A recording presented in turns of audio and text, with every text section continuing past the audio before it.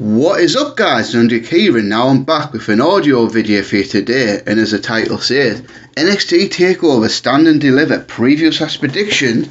So, with Takeover being this Wednesday and Thursday this year, for the first time ever a 2-night Takeover, and WrestleMania being 2 nights this year, I want to do a preview / predictions for both shows. I'm going to do the NXT one now, and the WrestleMania one, that'll probably be coming probably about Thursday, I imagine. I think I probably will have to do it before the final go home SmackDown, because if I don't, I just won't have time. But I will do it then. And you know how this goes, don't you? I'm going to talk about the matches, give you my thoughts on it, and give you the predictions on it. But before I do that, I just want to say one thing. As of right now, I am on 2,987 subscribers. So I'm just 13 subscribers away from 3K, which is pretty much it, which is a big deal to me. 3K might not seem a lot to a lot of people, but it's been a hell of a lot for me, and I appreciate every single person that's subscribed to this channel, that's watched on this channel, that's commented on this channel. So if you can we try and get me up to 3K as soon as possible? That would be awesome. And when that happens, I'm going to do a special video. And the special video is going to be top 15 dream matches involving current talent. And that one's going to obviously be in audio form. So that's the incentive to get to that. So yeah, like I say, guys, thanks for subscribing and all that. And let's get to it. So, for the first time ever, NXT Takeover is 2 nights. The first night will be airing on the USA Network, which will be the final time that NXT will be on USA Network on a Wednesday night. So the Wednesday Night War, sarcastic quotation marks, is over.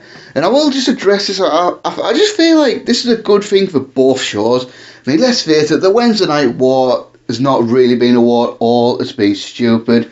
And some of the fan bases have just been so toxic as fuck. I mean, you see some of the Twitter threads and I'm like, has any of you ever actually spoke to a woman before? Like, just honestly, like, some of the stuff I see, I'm like, Jesus Christ, get lives. Your social media existed in the Monday Night War era. I could just imagine the venom and all that. But no, in all seriousness, I think it's a good idea. It's good for wrestling fans as well, because now you've got Raw. Wait, if you like Raw on Monday, NXT on Tuesdays, AEW Dynamite on Wednesdays, NXT UK on Thursdays, Impact also. Impact's going on Thursday, I believe, isn't it? Then SmackDown on Friday. So yeah, I mean, and you've got to think without the competition, both shows are going to benefit. I mean, let's face it, as good as the shows have been, they've not really reflected in better ratings. So I think the hope for me is both shows can improve the ratings by not being up against each other. And yeah, and I think it's going to be good. So both matches are going to have 5 matches on the card, and we're going to talk about them and all that. And I think this is going to be a hell of a takeover. I think especially night 2, I think it's going to be fantastic. But that's the thing, like, for NXT, even if the television show doesn't usually hit the mark very often, the takeovers are pretty nearly always excellent. I mean, that's the thing, like, that's one thing you can pretty much count on. In the ring, takeovers deliver. Now, the first night, of course, will be on USA Network, and the second night will be on the either WWE Network or Peacock, wherever you are in the world. So let's just get to it. And one thing I just realised, I found out, apparently the USA Network version is going to be commercial free, which is fantastic, because it would have been a massive pain in the arse for nearly all these matches have commercials in them. So let's get to it. Night 1, Pete Dunne versus Kashida. Wow, this could be a hell of a gem. I mean, there isn't really a great backstory behind this match or anything like that. I mean, Pete Dunne said he's the best technical wrestler. Kashida's upset with the challenge, so the match is really just being put together in a couple of weeks. But who the hell cares? This is going to be an awesome, this should be a great match, surely, if it gets time. I mean, if it gets like 7 or 8 minutes, it'll be disappointing. But if it gets over 10, 12, 13, it should be a nice gem. And for me, I would open up the show with this right here. I think this would be the perfect match to open up the show. yeah, so big fan of Pete Dunne. Obviously, I think he's just great. And Kashida is after pretty much a meh first year or so on NXT. Like, I think he finally started finding his way. He had that great shoot of Gargano and the awesome match of Gargano at what was the last takeover called? The last I can't remember what it was called now. Shit. Oh, Vengeance Day. Yeah, so he had his best match ever in NXT. So I think this should be a nice gem of an opener, which really should be. Probably get the crowd going. And I think for a prediction, I think Pete Dunne's probably going over in this one. They obviously with Pete Dunne losing to Finn Balor. Pete Dunne probably needs to get the win back to try and get someone, keep himself in the mix really. I think Pete Dunne's probably going to be one of the top 4 or 5 guys the NXT brand's going to revolve around over the next year. So I think you just need to keep him strong, and I think Kashida doesn't necessarily need to win this match. Now, this match is going to have implications for night 2, and it's going to be a gauntlet eliminator to determine the number 1 contender for the North American Championship on night 2.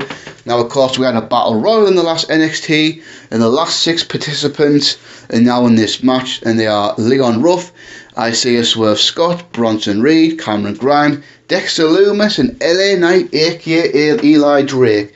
Now, the big surprise to me on that one, because I had the 2 guys I thought would definitely be in this. One being Roderick Strong, because I think that would be a safe bet. And I thought Austin Theory would have been nailed on to be in this. As a matter of fact, before this happened, I had Austin Theory going all the way, winning this whole thing, and then even beating Gargano on night 2. But I guess he's saving the Gargano Theory split for down the line, which I suppose I can't complain about. I mean, if you take a little bit more time with him, that'll be pretty cool. But as far as a match, this should be pretty good. I don't think it'll be great or all that. I think you've got the Swerve and Rougher storyline. That's a pretty neat little storyline, actually. With Scott now being the heel, pissed off that Leon Ruff getting all these opportunities, because of course Leon Ruff had that brief North American title reign last year. I don't know about Leon Ruff. I think he's good. I think he's obviously got some talent, but he just doesn't really stand out to me, really. I mean, he doesn't really do anything for me that a bunch of guys don't already do. Bronson Reed, I'm a fan of him. That's a guy who I really want to see NXT give a bigger push to. I think he's just got something. This new Cameron Grimes character is just great. Cameron Grimes going through all this money, and Grimes has just been so entertaining. I think he's a guy that could really do well in the main roster, because he's got some personality and a unique look about him and all that. I mean, I think he's good in the ring as well. I don't think he's amazing in the ring, but I think he'd be quite well suited to the main roster. And obviously LA Knight, Eli Drake, I mean, I'll be surprised if he's on NXT for a long time, because I think he's already 38 already. And how long do you want to have him on a developmental show? And I think his my skills are main roster worthy. I mean, I think he could go to the main roster and be pretty much straight in either Intercontinental or US titles scenes and all that. Now, who's going to win this match? Now, I think for me, because of what the storyline that they've built up over the last few months, I think it's probably going to be Dexter Lumis. I think Dexter Lumis is probably going to win this one and then go on to face Gargano on night 2, which we will talk about in a little bit. So yeah, I'm going to go for Dexter Lumis here. Now, we got 3 big title matches on this show, and on paper, all 3 of them sound really exciting. And that's a triple threat match for the vacant NXT Tag Team Championships. MSK versus Grizzled Young Veterans versus Legado del Fantasma. Now, this obviously came about because Danny Burch suffered an injury recently, so Burch and Lorcan have vacated the tag team titles. For me, I would have rather just done MSK versus Grizzled Young Veterans singles match. I mean, I don't really see the need for Legado del Fantasma to be added to this one, because I love that MSK Grizzled Young Veterans match at the last takeover Avengers Day for the Dusty Classic. That match was awesome. One of the best tag matches in NXT in quite a long time. I think MSK, the former Rascals of Impact Wrestling, have just come into NXT and just immediately got themselves over. It's like WWE just saw these guys stand at NXT and goes, you know what, lads, go and get yourselves over. And that's what they've done. I feel like they've done a great job. I think they've got over instantly. I think they've clicked instantly. They've been great. And then grizzled young veterans, I mean, for Liverpool fans, they're alright, I suppose. No, in all seriousness, no, like, Zach Gibson's a great heel. And I just want to apologise to all my American subscribers. You might have some difficulty understanding what the hell Zach Gibson's saying, because let's face it, we have a few different accents here in the UK, and the Scouse accent's probably one of the most hard to understand. It's like, hey, I'm Zach Gibson, Liverpool's finest. So if you can't understand what Zach Gibson's saying, don't worry. Everyone in the UK outside of Merseyside can't understand what the hell he's saying either. But I think they're great performers. I mean, they're just great heels. I mean, Gibson in particular, he just knows how to get heat, and I feel like their technical wrestling style's awesome. But yeah, like I say, I kind of wish it was just MSK versus grizzled young veterans. But this could be all. This match could be an absolute banger as well, really, because you're going to got the high flying ability of MSK, the wrestling ability of grizzled young veterans, and then Legado El Fantasma, also good high flyers. So I've got pretty high hopes for this match, I really do. And then now, who's going to go over? I'm going to go with grizzled young veterans to go over. I feel like them as NXT Tag Team Champions right now would be the right move. And because I think if you have MSK chase them for a little bit, maybe into the next takeover, whenever that's going to be, I would imagine we're probably going to maybe get a June takeover, I would imagine. So maybe if you have Gibson and Drake go over, and then MSK can chase them into the next takeover, that'd be great. And then what could well be the show stealer of the entire week, and that's including WrestleMania, and that's including whatever show AEW puts out this week, or any of the independent shows that are going to take place over the course of the next week. For the NXT United Kingdom Championship, Walter versus Tommaso Ciampa. Oh fucking my. This is going to be brutal. I mean, sometimes you just put two great wrestlers together, forget about building a great storyline, just have these two awesome performers having a fight in the middle of a ring. And that's what we've got here, Walter versus Ciampa. This is one of those matches that I didn't know I really wanted to see until it was presented to me. Because I never really thought, really, that much that, wow, wouldn't Walter versus Ciampa be amazing? And then when they started teasing it on NXT, I was like, oh my frigging God, this is going to be amazing. You want to talk about strong style? This is going to be strong style. So WWE's done it. They've managed to convince Walter to spend some time in the US, because that was one of Walter's sticking points. He didn't, because obviously he's not living in America, but obviously with lockdown rules and all that, I imagine he's stayed in America for maybe a couple of months or something like that. So WWE's managed to able to get him to do it. So if we've got Walter around for a few months on NXT, wow, that's going to be great. And if this is the only takeover he's going to be on for the next year, we've got to make it count. I think Tommaso Ciampa, I think he's in a kind of a weird position where I don't think NXT really knows what to do for next, because he's been the world champion, he's been a heel, he's been a babyface, he's been in tag teams. So what more can he really do? But at the same time, if he goes to the main roster, what's he going to do in the main roster? Because I think him and Gargano are kind of in the same position where they probably have been on NXT for too long, but do we really want to see them go to the main roster and get wasted type thing? Because obviously Ciampa's had his feud with Timothy Thatcher, and this just feels like a holding pattern for Ciampa, something for him to do, but just long term I just don't see where this is going for him. But however, this match, this match is going to absolutely rule it, really. I mean, God, if you don't like Walter, then I don't know what to say, really, because Walter's just an unbelievable performer. I mean, he pretty much has put the believability back in pro wrestling. I mean, if you can't believe in a Walter match, then I don't know what to tell you, Type P. But yeah, they're going to hit each other hard. They're going to just beat the living crap out of each other. Hope it gets time. Hope it gets 15 to 20 minutes there so they can really develop a great story in the ring. Really excited for this one.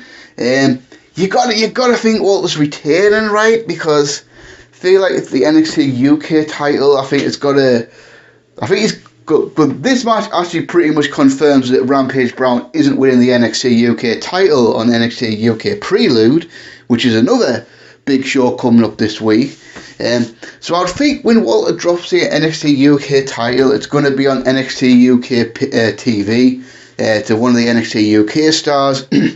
I would be very surprised if Champa went over. I really would. But if he did, I wouldn't be that upset about it. But it's got to be Walter Rasmussen. Walter's got to retain here. And the main event for night one of NXT Takeover Stand and Deliver. And this is a big match, and I'm glad this is headlining one of the shows for the NXT Women's Championship, Io Shirai versus Raquel Gonzalez. Now this has been building for a while. I feel like they've been grooming Raquel for this one for a while with a feud of Rhea Ripley. Then, if you remember, Raquel pinned Io Shirai at War Games. Then Raquel beat Rhea Ripley in a Last Woman Standing match on New Year's Evil. So you'd think that they've been grooming Raquel for this spot for a while, and this is a perfect time to do this match. I mean, I suppose he could have done it at Vengeance Day, but I'm glad that he didn't. I'm glad that he saved it for a bigger takeover. Now, Io Shirai, I think she's been an awesome NXT Women's Champion. I feel like with pure consistency inside the ring, Io Shirai is probably the best female wrestler on the planet right now for the last year. I mean, her range has just been so good. She's had so many exciting matches with a variety of opponents, from Toni Storm to Candice LeRae, Mercedes Martinez. All the women she's wrestled, really, they've been good. Rhea Ripley. I think she's just had cracking match after cracking match after cracking match. And Raquel Gonzalez, I think she's been built up so well in NXT. I think it's taken a while, but I think the feud of Rhea Ripley was awesome. She's just got it. I mean, she's going to be a star. I'm not sure how old she is, but you think she's probably a safe bet to do well in the main roster when she eventually goes there. But that's not the time for that. Her time right now is on NXT in this match, and this match should be a banger. It really should. You just feel like with Raquel's size versus Io Shirai's speed and skill, that's going to create an interesting match. And yeah, I'm just really looking forward to this one. And as a prediction, I think we're going to have a new champion. We're going to have Raquel Gonzalez to go over Io Shirai and become the new NXT Women's Champion. And then what would that mean for Io? Would that mean the main roster call up after WrestleMania? Possibly. I mean, I could see why they would do that, but my concern there is really, I just think those creative geniuses have no idea what to do with Io Shirai once she went up to the main roster. I mean, it took them a while to get Asuka right after fucking that one up, and Kairi Sane just never kind of really happened either on the main roster. So I just don't see what they would come up with Io Shirai in the main roster. But I think there's a good chance you will end up there after WrestleMania, after losing this match. Then Raquel Gonzalez can have her time as the NXT Women's Champion and try to build a credible reign and all that. So that wraps it up for night one. Now on to night two, Thursday. This one's going to be on either Peacock or the WWE Network, from where you are. This looks like WrestleMania weekend takeover worthy to me. I mean, I don't think this is going to be a New Orleans or New York level type of show, or even a Dallas level type of show. So I don't think it's going to be one of the absolute best takeovers ever. But I think it's probably going to be one of the best wrestling shows of the whole year. I mean, it's probably at least an 8.5, a 9 out of 10 level type of show. Again, 5 matches on here, and there's 3 of them that I'm really, really excited for. One that the other 2 could be pretty good. We're going to start off with The first time on a takeover, the NXT Women's Tag Team titles are being defended, with Ember Moon and Shotzi Blackheart facing The Way, Candice LeRae and Indy Hartwell. Now, gotta be honest, I'm actually for the NXT.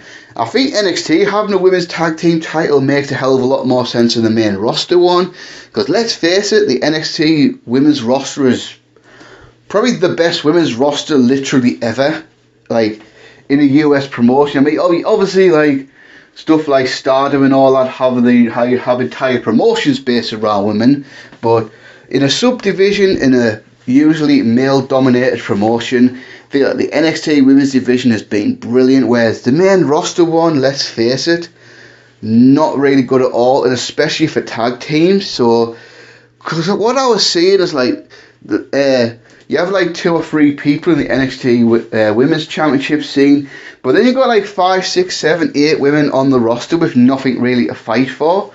So I feel like having a tag team division helps that out, gives the women a bit more time to do more stuff and build to more things. And I think Ember and Shotzi, because obviously I think it was a little bit daft and Raquel and Dakota Kai award the titles, then lost them to Ember and Shotzi on the same night.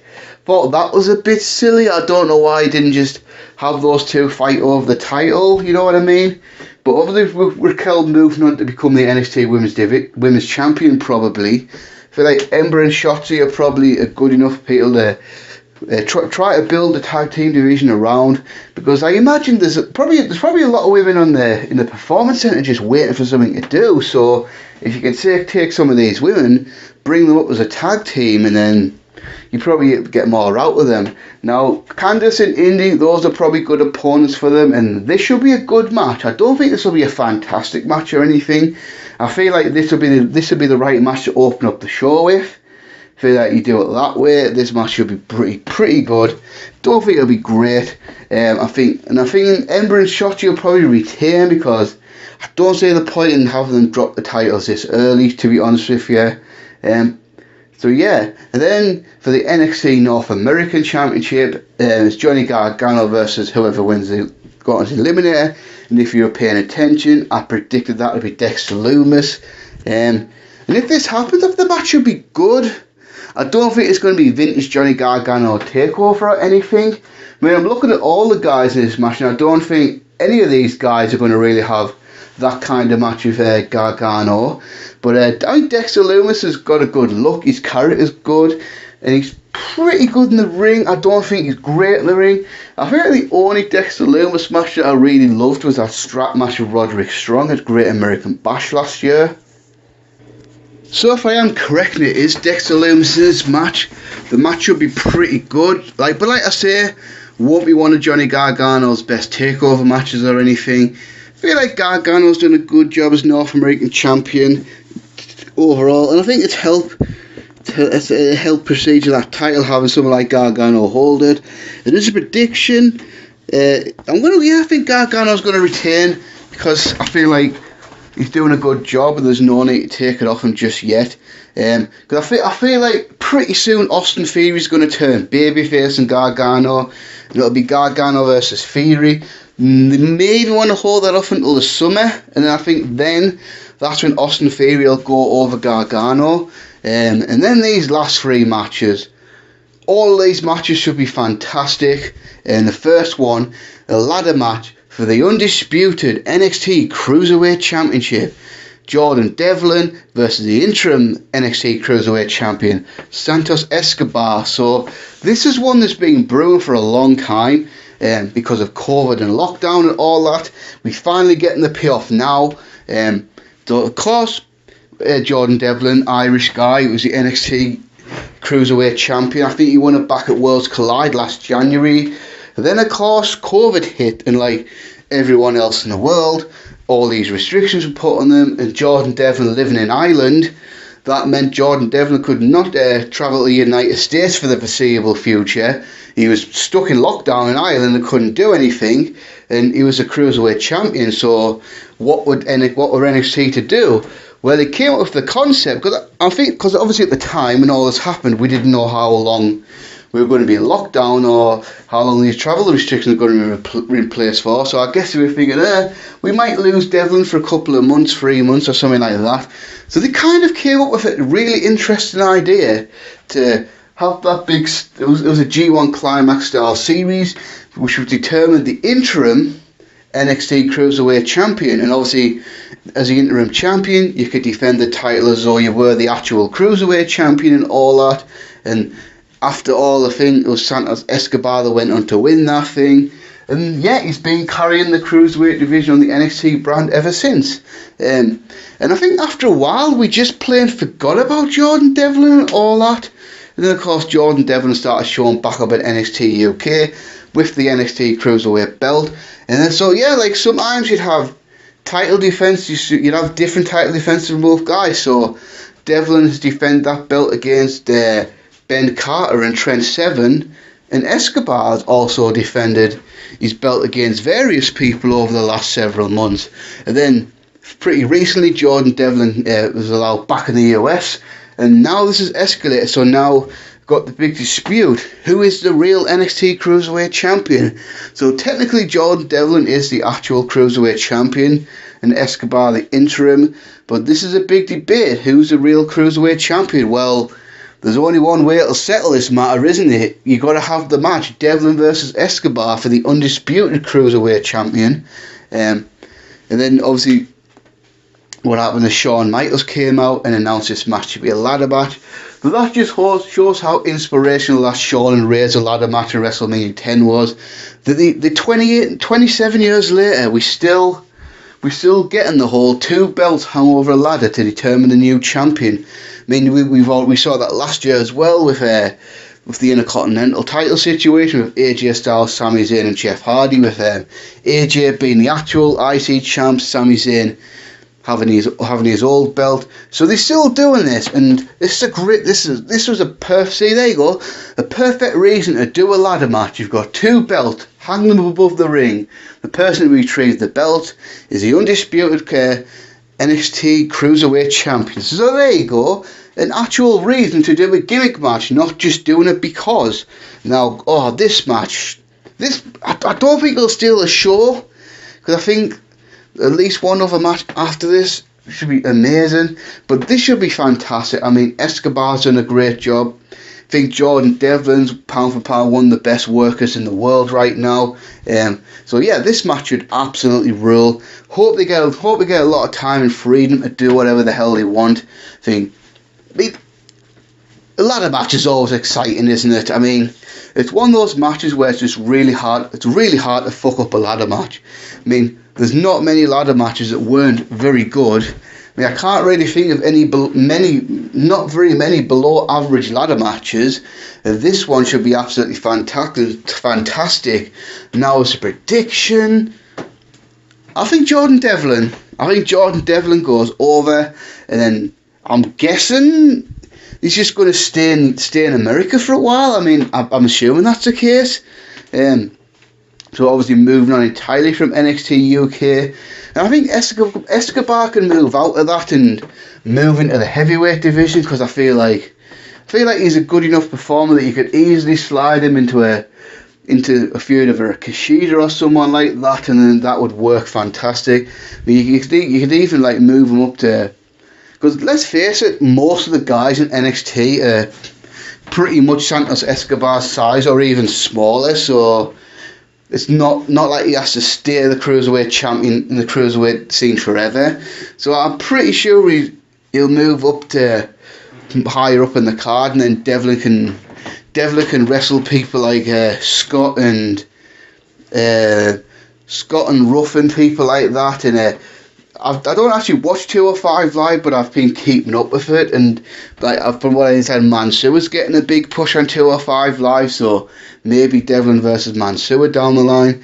But this match should be exciting, and then the semi-main event, but I think this is what most people are looking forward to most, is the unsanctioned match between Adam Cole and Kyle O'Reilly. The Undisputed Era explodes. So yeah, this feud's been fantastic. I mean, it's just been a great feud, hasn't it? Adam Cole turning the Undisputed Era at the the last takeover, because Kyle O'Reilly kind of broke out in singles last year with that feud with Finn Balor, having that amazing match at Takeover 31, then another title match at New Year's Evil. So I think it looked like there, when Kyle O'Reilly started breaking out as a babyface, the undisputed era's days were numbered. That was a big impression we got, that sooner or later the Undisputed Era were going to break up. And they had a great run. They had a really good run, an excellent run. I mean, they had 3 years as a faction, which... So you can't say that they never got enough time to tell the story and all that. And then with Cole turn on O'Reilly. So there you go, a personal feud between two former friends turned enemies. And this is a thing that NXT's done well over the years. I mean, I think it's an often repeated story, but they've always done it well. I mean, even going back to Kevin Owens and Sami Zayn, I mean, Samoa Joe and Finn Balor, that started out like that. Obviously the most famous example is Johnny Gargano versus Tommaso Ciampa.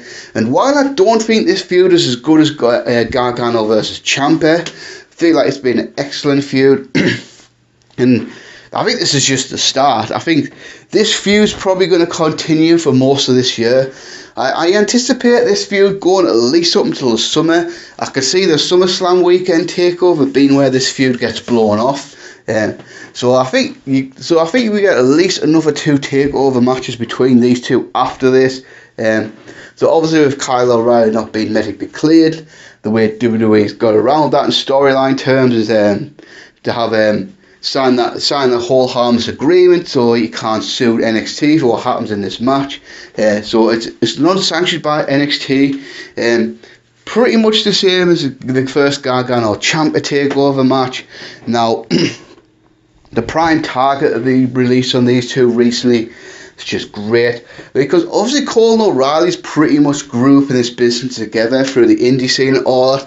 They wrestled everywhere. Wrestled in PWG, Evolve, they had some famous matches in Ring of Honor. Hell, they even had a Wrestle Kingdom match in 2017 for the Ring of Honor title, and now here they are in a WWE ring on an NXT Takeover show. So all the history and all that. I mean, I think Cole's just awesome on the microphone. Adam Cole's a great heel.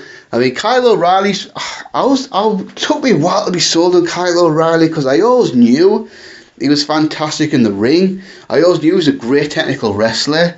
But as a personality, I always found him pretty dull. And I'm still not convinced by his mic work. I think his mic work's pretty boring.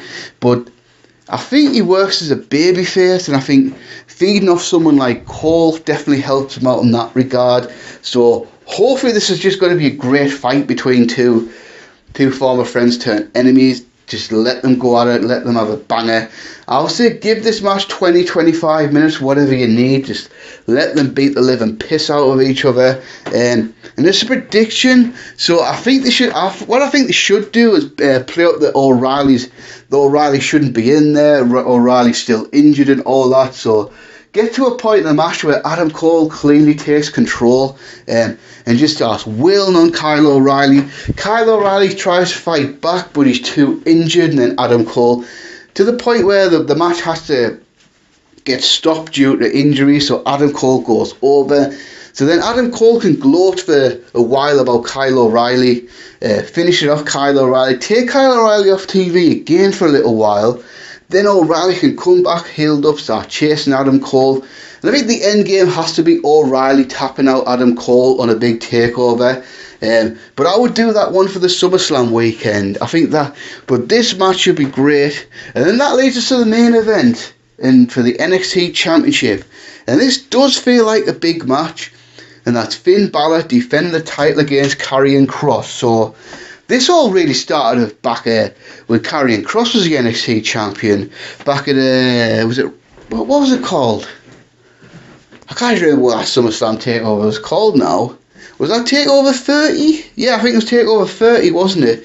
Karrion Kross defeats Keith Lee to become the NXT champion, but in the process separates his shoulder, then has to vacate the title, and then in steps Finn Balor, NXT veteran, comes in, wins the NXT title in Kross's absence, and then now Cross is back, and now Cross wants his title back against the man who held the title in his absence. Now, I honestly feel like Finn Balor right now is doing the best work of his career. I mean, look at the level of matches Finn Balor's had in the last several months. Both the O'Reilly matches, the epic match with Pete Dunne at Vengeance Day, the recent NXT title match with Adam Cole.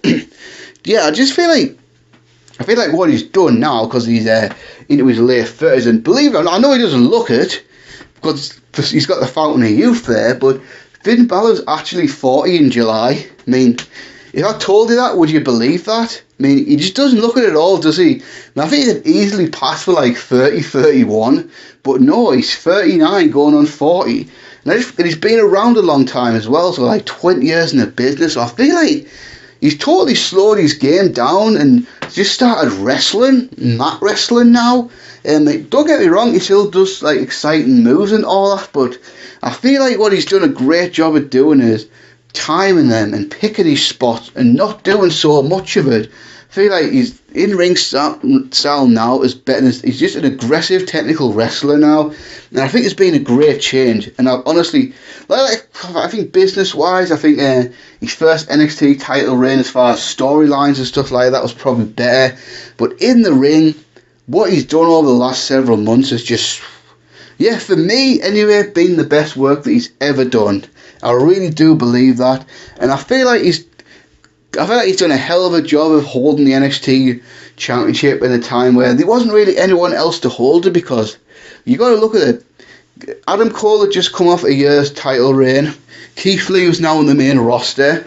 Did you really want to go back to Gargano or Champa as the champion? And then there's like just a few guys in the roster that probably aren't quite ready for it yet. So Finn Balor was the perfect guy to step in. And now it's Karrion Kross. I feel like in the rest of the community, opinions are divided on Karrion Kross. A lot of people like him. A lot of people think he's boring. I like him. I don't love him.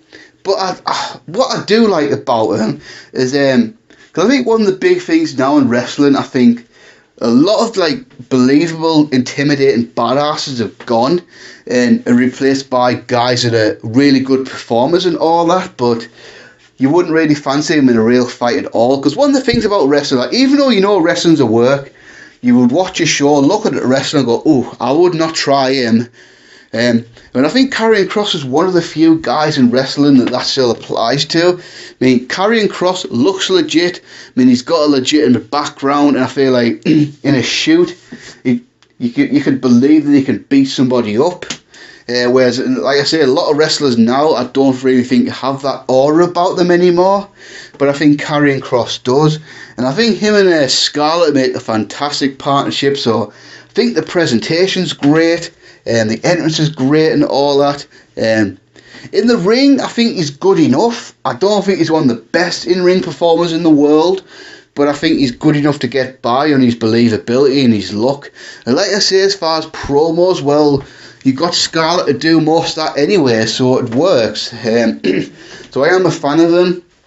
And I am pretty much, I'm looking forward to this match, I think, because I think with some of the work Balor's done, and I think him and Kross is, because I think they'll have a mat wrestling match, which some of those Balor matches I've been watching over the last few months have been really refreshing to see.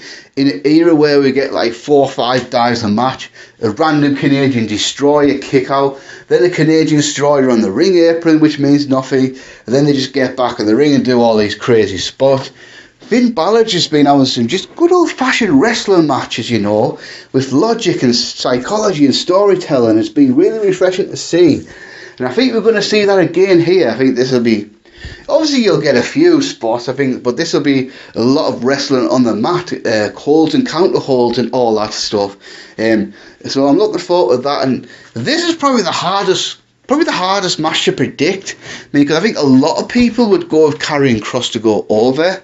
And I'm going to go the opposite. I think Finn Balor will retain, and let me tell you why. Because I feel like Karrion Kross will probably be one of the post-NXT call-ups for WrestleMania.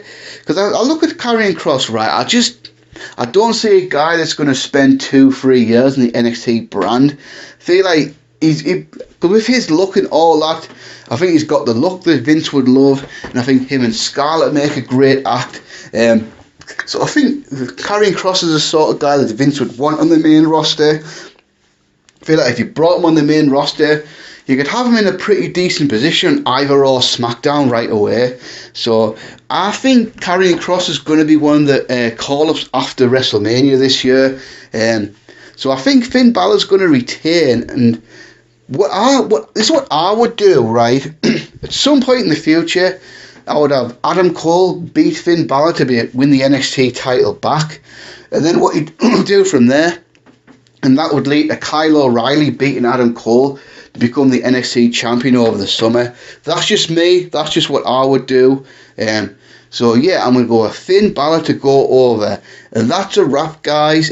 So I'm not going to be putting any more videos out until the WrestleMania related ones this week. So as it goes right now, I'll be watching Night 1 live and reviewing that on Thursday morning. Unfortunately, I will not be able to watch Night 2 live because I've got a 7 o'clock in the morning start on Friday, and well, I'm not sleeping up at 3 o'clock in the morning to go to work 4 hours later, so I'll have to watch. But what I'm going to try and do though is stay off social media and watch Night 2 spoiler free on Friday. So then when I do that, I'll review that. Because I have a day off on Thursday, so I think Thursday is probably going to be the most likely day for WrestleMania previews / predictions. Then of course, obviously the weekend, Sunday morning, WrestleMania Night 1 review. The WrestleMania Night 2 will probably be a little bit later. I am going to watch it live, but I've got to go to work on 10 o'clock on Monday, so what I'm going to do is watch WrestleMania live, go to sleep at 3 o'clock or whatever it is, then get up at 8 o'clock, go to work, and then I'll have to review WrestleMania Night 2 probably in the evening my time, so it'll be a little bit later than usual, but not too late. It'll only be maybe a few hours later than what I would normally do it. Then after that, hopefully we get to 3,000 subscribers in the next couple of weeks, and I'll do that video. Then as far as going forward, next set of slideshow review series, because I've done all these pay-per-views now, I'm going to go and review every single Raw after WrestleMania. So that's going to start in 93, and we're going to end it, well by the time I finished, we'll have them all done over there, but that'll take a couple of months to do. And then after that, I'm pretty much open. I don't have any big plans after that, so I've had a couple of suggestions. I mean, someone suggested me, because I did the last WWF Raw, didn't I? So someone suggested me to do the last WWF SmackDown, which I will probably do. And if I do that, I'm more than likely going to review the very first WWE Raw, and I might do the very first SmackDown. I've also been asked about, do I want to do the Finger Poker Doom Nitro? And the answer is, if I can motivate myself to watch that, yeah, I probably will. But apart from that, I don't really have any real plans going forward. So if anyone has any ideas, post them in the comment section below. And if they sound good, I might just do it. But until next time, guys, peace.